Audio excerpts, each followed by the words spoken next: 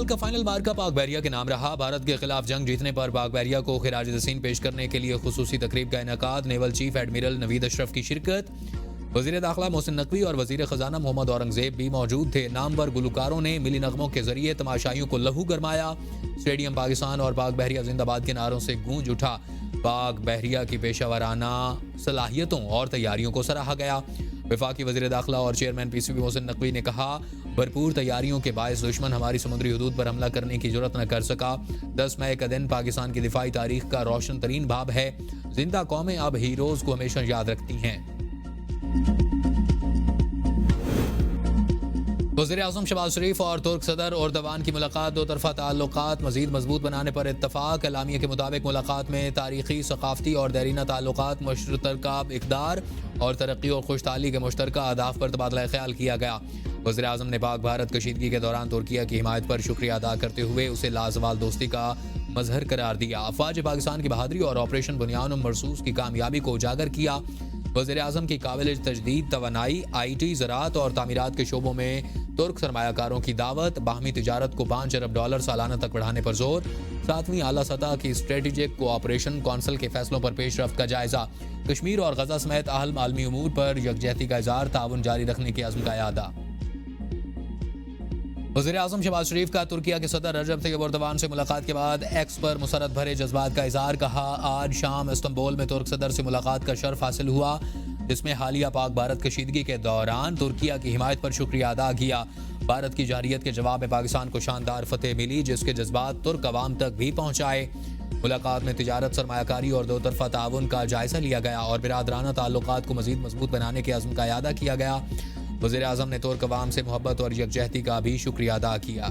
Field marshal نے بھارت کو 26 مقامات پر جواب دینے کا فیصلہ کیا. DGI SPR کی خیبر پختونخوا کی مختلف جامعات کے طلبہ سے خصوصی نشست میں اظہار خیال. کہا، امن ہمارا پہلا انتخاب ہے. بھارت نے سوچا تھا کہ وہ حملہ کرے گا اور پاکستان جواب نہیں دے گا.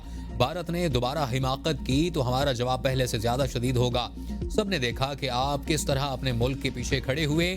اپنے ملک کے پیچھے پورا پاکستان کھڑا ہو اور اللہ کے حکم سے یہ آہنی دیوار کھڑی ہوئی. آہنی دیوار نے وہ تمام غلط حکمت عملی جو مودی نے کی تھی اس کو غلط ثابت کیا. وہ سمجھتے تھے یہاں کے عوام اور فوج ایک دوسرے سے دور ہیں.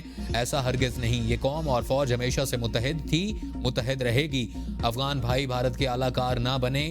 بھارتی شیلنگ سے مظفر آباد میں 7 سالہ ارتضیٰ شہید ہوا، جس کی بریگیڈ ہیڈ کوارٹرز کے آرڈر پر شیلنگ سے ارتضیٰ شہید ہوا. ہم نے اسے تباہ کیا. خصوصی نشست میں طلبہ کے پاک فوج زندہ باد اور کشمیر بنے گا پاکستان کے نعرے. پختون طلبہ نے دشمن کو واضح پیغام دیا کہ پاکستان کی طرف میلی آنکھ سے دیکھنے والوں کو عبرت کا نشان بنا دیا جائے گا.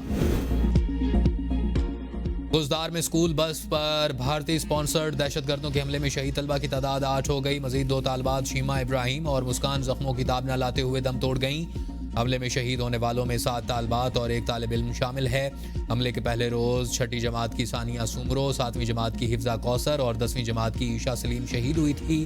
طالب علم حیدر، طالبہ ملائکہ اور سحر سلیم نے بھی دوران علاج جام شہادت نوش کیا. سیکیورٹی کام کے مطابق بزدلانہ حملے کی منصوبہ بندی دہشت گرد ریاست بھارت میں کی گئی. معصوم بچوں کے خون کا حساب فتنہ الہندوستان اور ان کے ہندوستانی آقاؤں. پاکستان کا ڈیجیٹل معیشت کی جانب بڑا قدم. کرپٹو مائننگ اور AI ڈیٹا سینٹرز کے لیے 200 میگا واٹ بجلی مختص. وزارت خزانہ کے مطابق یہ اقدام اضافی بجلی کو مالیاتی اثاثوں میں تبدیل کرنے، امریکی ڈالر میں زر مبادلہ کمانے اور اربوں ڈالر کی براہ راست غیر ملکی سرمایہ کاری متوجہ کرنے کی حکمت عملی کا حصہ ہے. منصوبہ پاکستان کرپٹو کونسل کے تحت مکمل ہوگا. ہزاروں ہائی ٹیک ملازمتیں پیدا ہوں گی اور پاکستان عالمی سطح پر کرپٹو اور ڈیجیٹل خدمات کا مرکز بننے کی راہ پر گامزن ہوگا. وزیر خزانہ محمد اورنگزیب نے اس فیصلے کو ڈیجیٹل تبدیلی کا اہم موڑ قرار دیا. افواج پاکستان نے ایٹمی قوت ہونے کے باوجود تحمل کا مظاہرہ کیا. جو اسٹریٹجی اپنائی اس سے پوری دنیا میں امن کا پیغام گیا.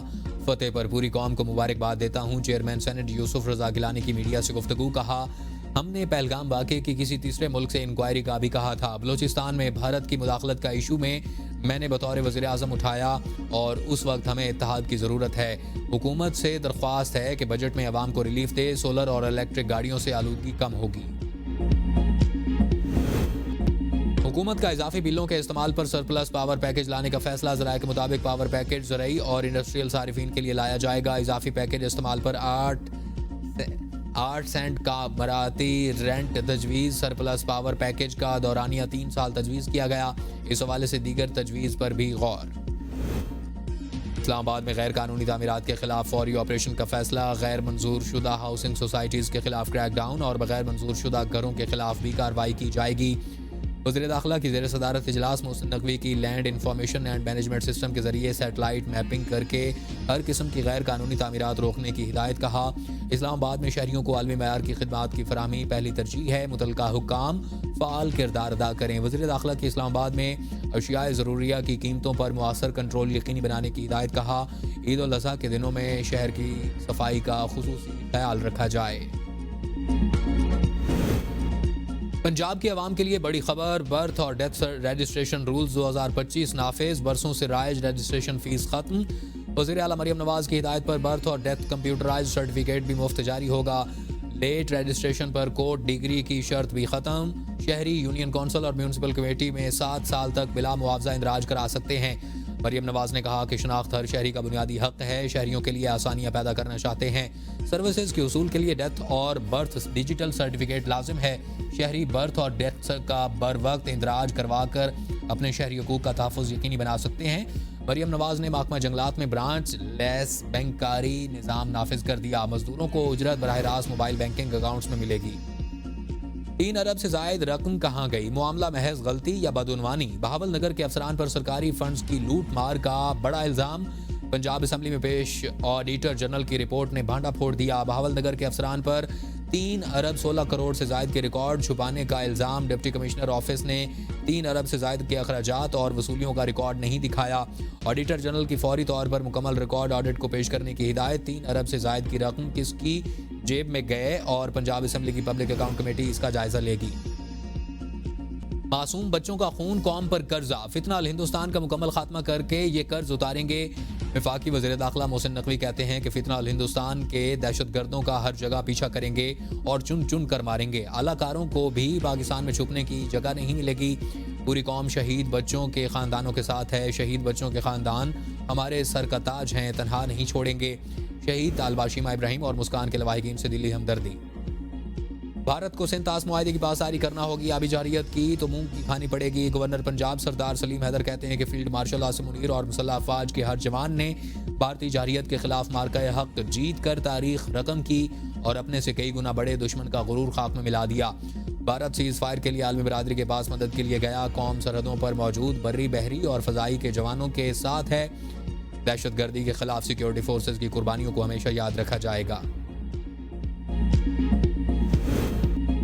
بھارت کی لڑائی صرف پاک فوج سے نہیں، پوری پاکستانی قوم سے ہے۔ گورنر سندھ کامران ٹسوری کہتے ہیں کہ ہمیں اپنے شہداء پر فخر ہے، پوری قوم شہداء کی مقروض ہے۔ پاک افواج کی جانب سے بھارت کو منہ توڑ جواب دیا گیا۔ بھارت یاد رکھے کہ کسی بھی جارحیت کے خلاف قوم متحد ہے، بھارت کے خلاف پوری قوم پاک فوج کی شانہ بشانہ کھڑی ہے۔ بھارت نے پہلگام واقعے کو کوئی ثبوت پیش نہیں کیا۔ گورنر سندھ کی راولپنڈی میں شہید اسکواڈن لیڈر عثمان یوسف کی رہائش گاہ آمد، اہل خانہ کے ساتھ اظہار تعزیت۔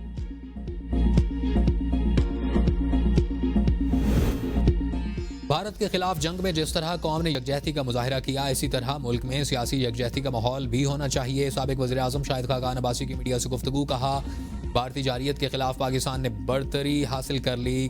نواز شریف نے سیاست کے عروج پر ووٹ کو عزت دو والا بیانیہ چھوڑ دیا۔ نواز شریف سے دیرینہ تعلق رہا ہے، لیکن میں اصولوں کی سیاست کرتا ہوں۔ کسان اور زراعت کی ترقی کے بغیر کوئی ملک معاشی ترقی نہیں کر سکتا۔ 2200 روپے فی من گندم میں کاشتکاروں کے اخراجات پورے نہیں ہو رہے، اگلی فصل کیسے کاشت کرے گا؟